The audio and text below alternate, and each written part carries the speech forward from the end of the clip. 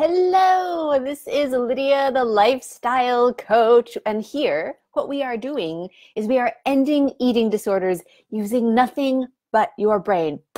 Amazing, I know, but we've done it hundreds and hundreds and hundreds of times, and so glad that you guys are part of this community. Really, all that you need is to be able to know how to navigate your own brain, because all of your actions and all of your emotions stem from a thought. And it's literally a habit of thought that happens in your mind. So when you know how to navigate those thoughts, then you're able to break that pattern and be free for the rest of your life. And I just want to clarify, because I know for some of you, this is going to be a really new idea. I know this is not at all the conventional wisdom, but you know what? Like I've always said, do what works. Like do what works.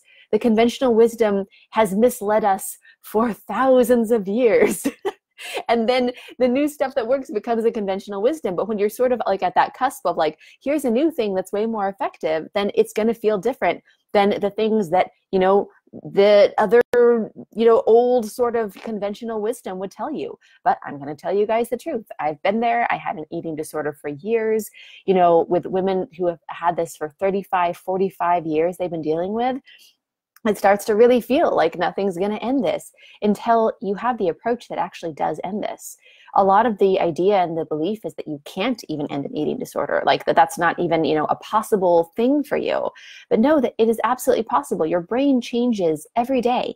Your brain loves to do new things. Your brain has changed and done new things all of your life. But when you reinforce the same thing for 35 years, it feels like it's never gotten fixed, but all it is you've been reinforcing the same thing. So you start reinforcing something new, and that's exactly what we do here. So hi guys, so fun to see you. Feel free to say hello or hearts or smileys or thumbs ups or questions or comments. And we're going to talk about a really important topic today that comes up a lot, and there's a lot of confusion around this. So I just want to make sure that it's clear for you guys about emotional eating and feeling like we binge eat to cope with emotions or to cope with stress or to cope with life. And it absolutely comes up. Oh, hi, thanks for the shares and the hearts and the hi. All right, so beautiful, you guys. And would love to hear, like, for you, feel free to pop in the comments. Hello, so fun to see you. Pop in the comments with your experience with emotional eating. What are the sort of the things that have been connected with eating before, and, what does it feel like for you? Like, let's really get a discussion going for, what this experience is like. Because once you understand the problem and you understand what that's like, and then you understand, how to fix it, then you have those clear points, right? You have your vision of what you want, you have clarity on the problem, and then you just need to know the things in between. And we're talking about the things in between, but we've got to get clear on the problem. So this is what happens. A lot of times, this is actually a disguise. Like, we tend to call ourselves emotional eaters, and we tend to call ourselves stress eaters. And we tend to think that, I love this comment, you guys are saying, like, feeling like food is the only thing that makes me happy. Absolutely. This is what's happening there, you guys, is food used to be, for me, the most exciting thing. Like, if there was something that would just be my ultimate dream, it would be for food to have no calories, for everyone to go away, and for me to just be able to eat and binge and just to have whatever I wanted. It would be so fun to be able to choose the food and, pick the food and, have a whole variety of foods and go from sweet to salty. And like, it was the best thing in the world. And when you go to a restaurant, what's the most exciting thing? The food. And when you go on vacation, what's the most exciting thing? The food.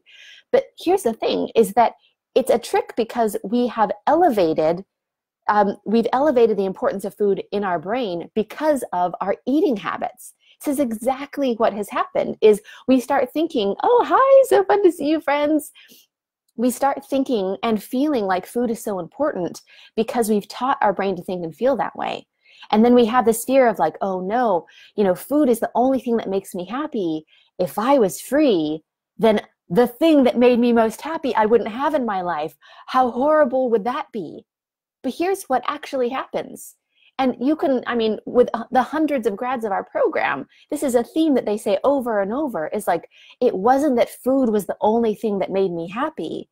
It was because of my eating disorder, I had thought like all of my happiness was toward food. And now that I don't have an eating disorder anymore, now that I have peace with food, things make me more happy than food ever did. But I could never experience that happiness because I was so focused on the food. That's the real experience. That's what it actually feels like on the other side. You guys, like being with my little girl and, being with my family and going out and having just a wonderful conversation with someone and walking out in nature and, meeting new people and traveling somewhere. I get to now savor the real experience of joy and happiness because it is not covered up with an artificial, fake, plastic happiness. I'm going to put that in quotes, happiness of how exciting food is. When you get that out of the way, you get to experience what you actually want, what you actually like, what actually is appealing to you, what is actually fun about the situation. And you know what? Food may be part of it, but it's not going to take you away from being present with the things that could actually help you be happy. But when your brain is wired to think of food as the most exciting, amazing thing in the world, then what happens is it eclipses all that other stuff. So that's why it's so important you get the food freedom first, and then you're able to enjoy these other pieces of life. So fun to see you guys on. Love it. Thank you for your comments and, just, the feelings that you're expressing. And this is so cool. So keep posting. This is an awesome discussion, you guys. And I'll pop back if you have any questions or any comments. I'll look at the comments back there once we get into our topic as well. So with emotional eating, what I was saying, let's loop back around. With emotional eating, a lot of times we say like, oh, I'm a stress eater or I'm an emotional eater, because eating and emotions are so connected that way. But the thing is that it doesn't have anything to do with the stress or the emotions. The conventional wisdom would say it's not about the food, it's about something else. Well, go ahead, try for 25 years, like a lot of our clients have, try to fix all the other stuff and see if your eating disorder magically goes away. Like, we have had women come to us, they're like, I have sorted everything out. I've sorted all the stress out. I've sorted all the emotions out. I've got all these coping mechanisms. I can absolutely cope with everything. And I'm still eating in a way that feels ridiculous and awful and disgusting and bad and out of control to me. And then we flip it on its head and we say, what if we just fix the eating?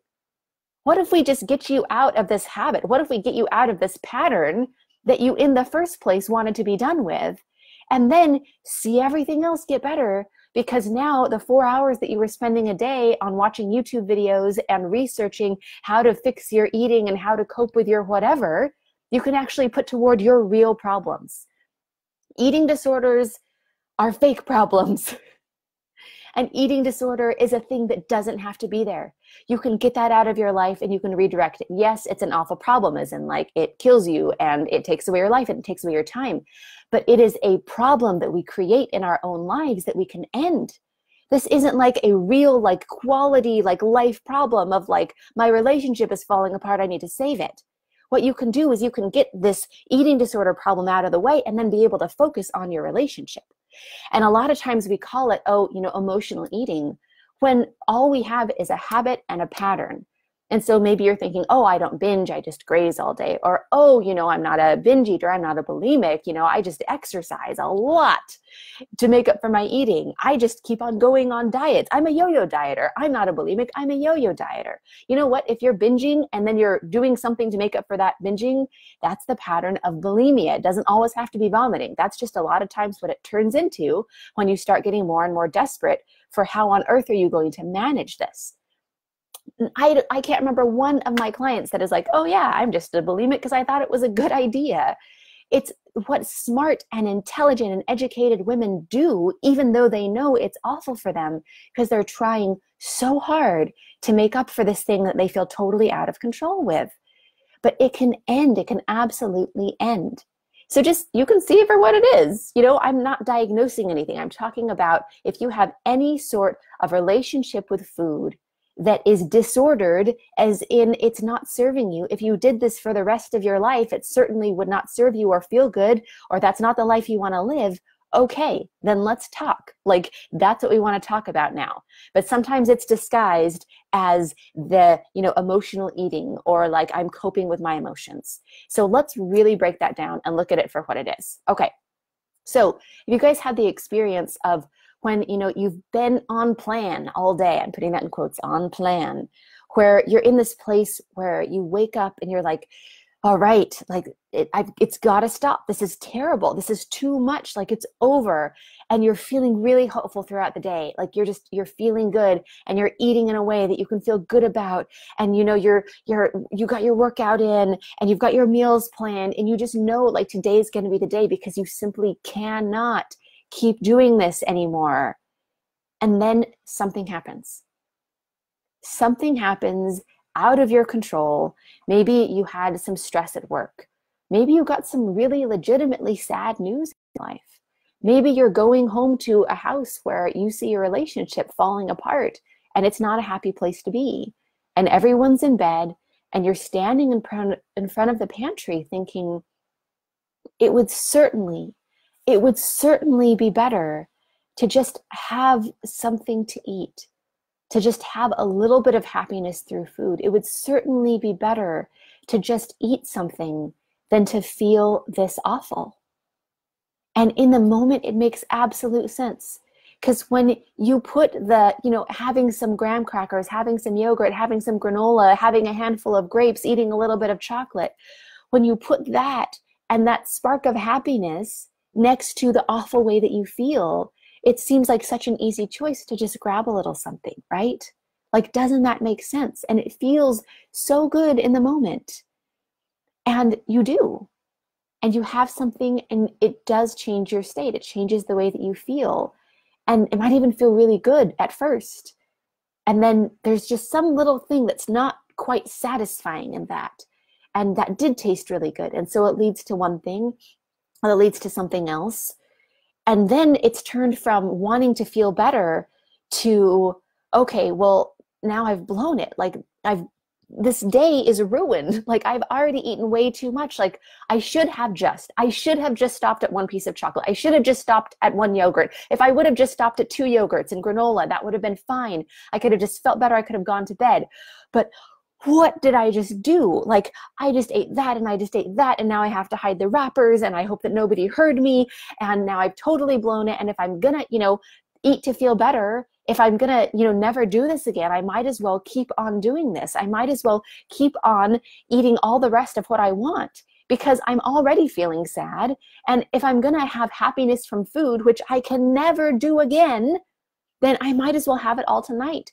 And so then we start having what we really want, right? And then we start with the peanut butter sandwiches, and then we start, with the sweets, and then we start with all the stuff that we would have never started with, right? Because we start with the healthy stuff, and then we get into all of this. And then it doesn't have to do with feeling better anymore. It has to do with opportunity. It has to do with, well, this is the one time I'm going to let myself do this because I can never do it again. This is the last time I get to cope this way, right? And so we just keep on going until we feel physically awful. And then we look at what we've done that night and it's a really horrible feeling. But you know what? You are distracted with how you felt at first. You are distracted with how you felt. It feels good to eat. It might even feel really right. Even though you know it's not good for you, somehow it just feels really right to just be able to have something.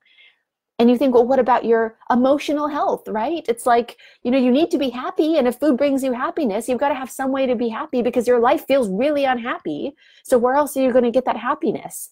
Wouldn't it be better to just, binge every once in a while to have this food, right? And you certainly can't bear to be this sad. There's the other thing that comes up is like, what else are you going to do? Like you haven't, figured out how to cope with these emotions. You feel awful. You don't know how to feel better outside of food. And so until you figure that out, all you've got is food. And so that's the thing. And it can look different for everyone, right? I love these comments, you guys. Like, whether that's, fast food or whether that's sweets or whether that's like I would binge on like 6 bags of frozen cauliflower. Whatever it is for you, right? It's like I was trying so hard even during a binge to not binge. So I would just eat huge, huge quantities of like low calorie things. And then I would start drinking molasses out of the jar, right? But it starts how it starts and it ends how it ends. And it happens over and over and over. And that's the thing you think is like, I can't bear to feel this sad. I can't bear to feel this way emotionally. So what am I going to do? Well, there's nothing to do right now until I have some new coping skills than to eat. And then later it just hits you and you feel disgusted and you feel sick and you feel so full, and you get to the point where you're like physically unable to eat anymore because you feel so full. And if somebody walked in right then and saw you with like your huge bloated stomach because of how you've just like hurt your body, it would be the most embarrassing thing in the world. And here's the kicker. Your problem is still there. The whole reason that you started eating, the whole reason that you think that you started this binge was to feel better because of this problem. And when it comes to the end of this awful binge, now you're left with a bloated, hurt body with 5,000 calories that you're going to have to do something about, with another day of failure on top of your existing problem. Unless it was, I really need to binge right now, and you fix that problem, there is no other problem that binging fixes. None.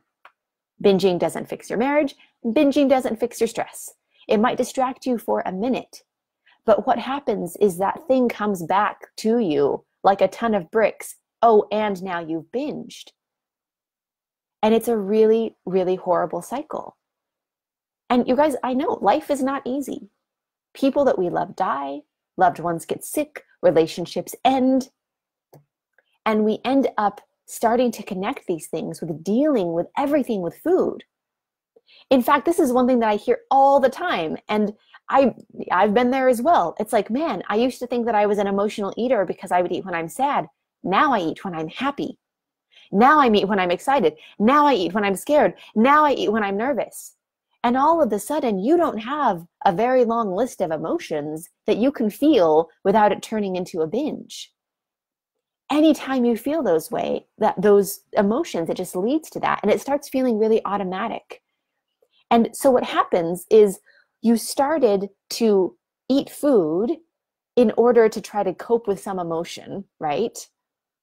And now because you've done that, and now you're a binge eater, or if you want to call yourself an emotional eater or a stress eater, whatever, you now have more to cope with.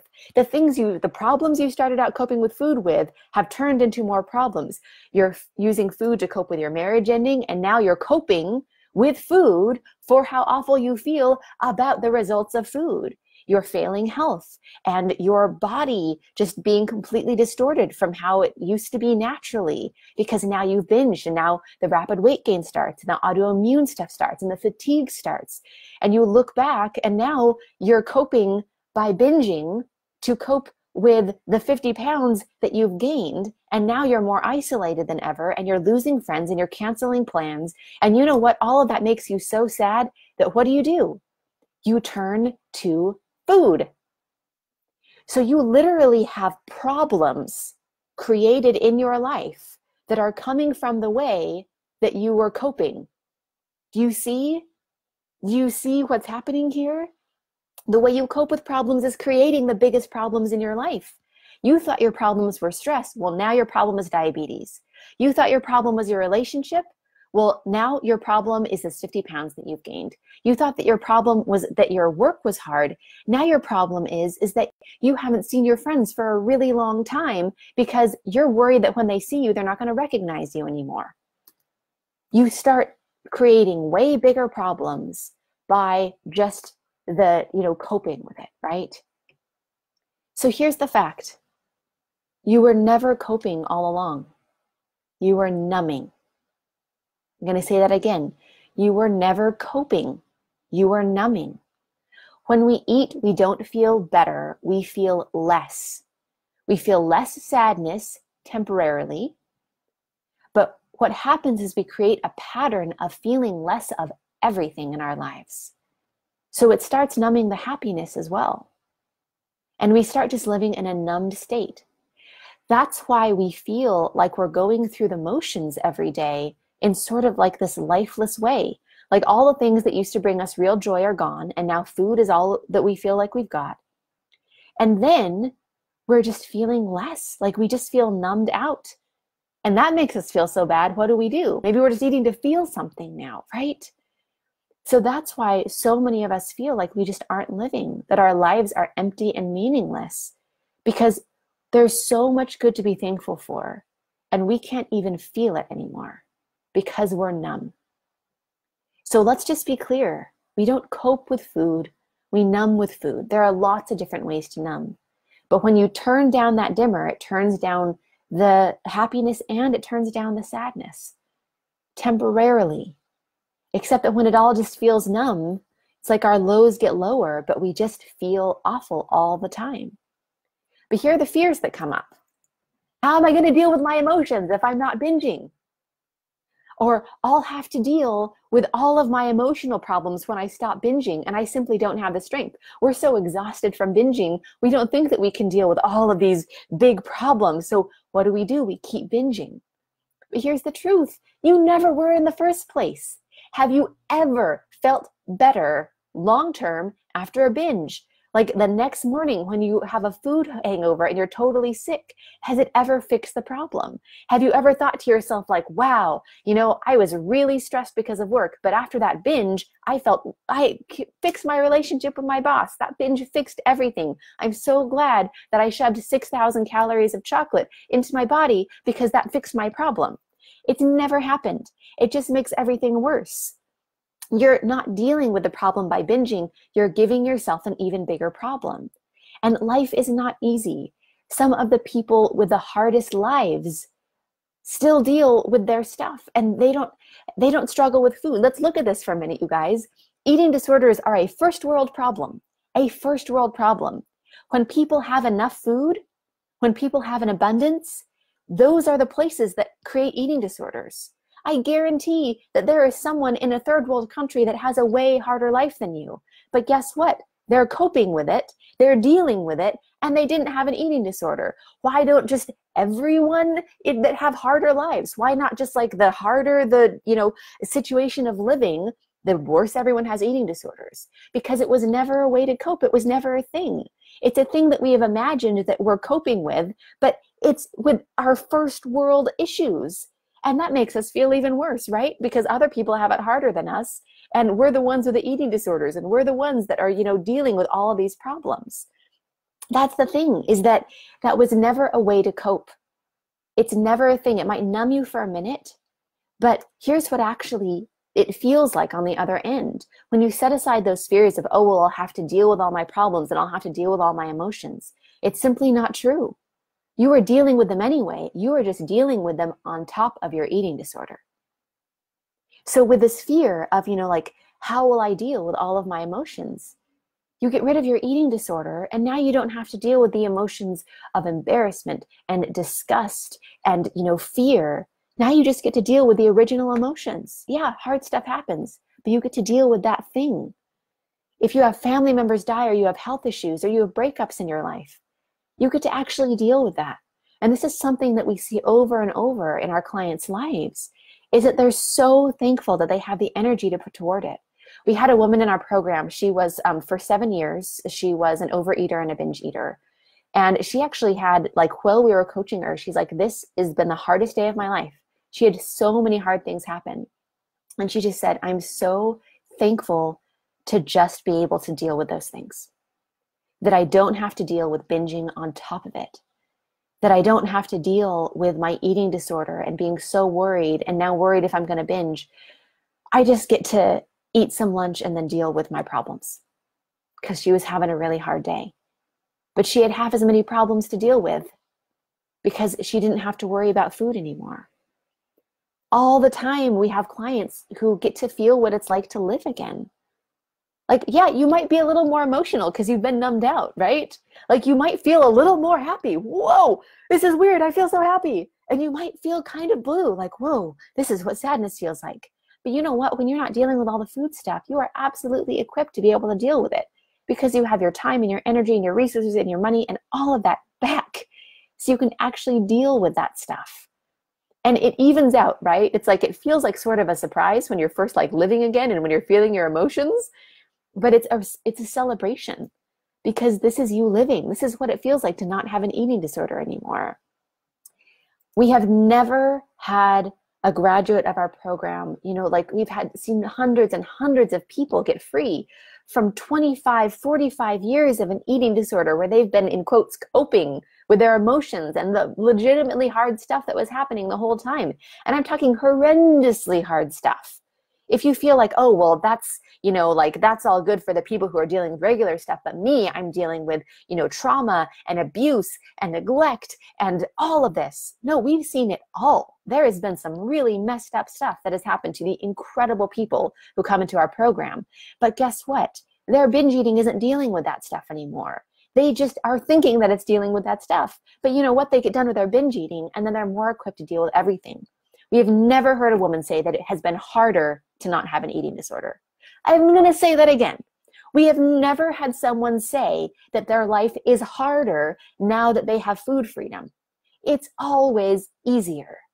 So that fear of like, how will I deal with all of this? Even if your like literal life gets harder, you're just going to have more energy to deal with it. You're just going to have more emotional bandwidth. You're going to have more just of your soul to be able to deal with it. But you've got to get the freedom first. And don't get it confused with this idea of like, okay, well, it's about the food, right? You know, it's like, oh, well, you know, I've got to, you know, figure this out with all of my emotional stuff. I got to figure out another way to cope. It's just simply not true. It's simply not true. And so you guys, with the emotional eating, like, just know that the coping or the emotional eating, like, just take a deep breath and realize all it is that you're ending a habit. You're breaking this pattern. That's all that we do, using nothing but your brain. And if you want some help to do that, you can have a free session with us. You can go to lifewithlydia.com/apply, and there's a calendar page, and just book a session with us. We're super booked out. So if you can find a spot, you know, mark it on your calendar. It might be 4 weeks out, but we're going to get to everyone. And, you know, just mark it on your calendar, just prepare for that, stay plugged into the community. And, you know, we're going to help you really get the foundation of freedom for you specifically so that you can know what to do to be free for the rest of your life. And thank you guys so much for all of these beautiful comments. Just love this discussion. Yeah, just wow. Just love all this interaction. Thank you for being part of this. I'm going to look and see if there are any specific questions. Go ahead and post, you know, questions if you have them right now. Yeah.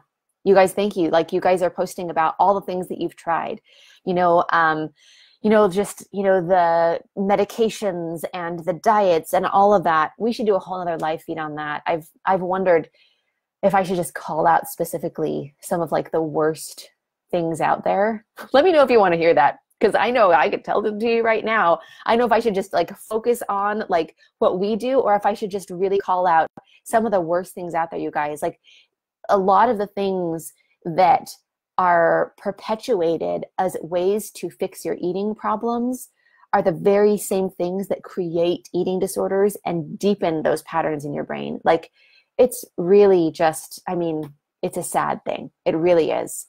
But we just do what we do, right? We're here to fix the problem in a real way that's permanent so you can have freedom for the rest of your life.